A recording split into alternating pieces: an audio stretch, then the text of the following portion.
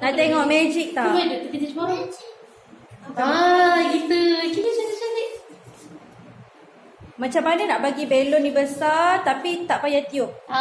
Dalam ni tercipara bubur ni. Nama dia bicarbonate. Okay, kamu boleh tengok warna dia warna white colour. Kan? White macam colour je.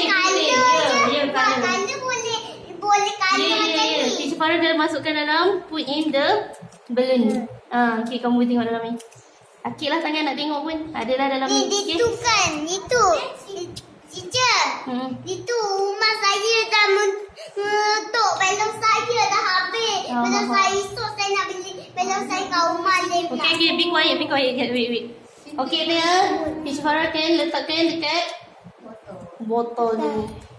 Aduh, sakit tangan. Ayo, sakit tangan.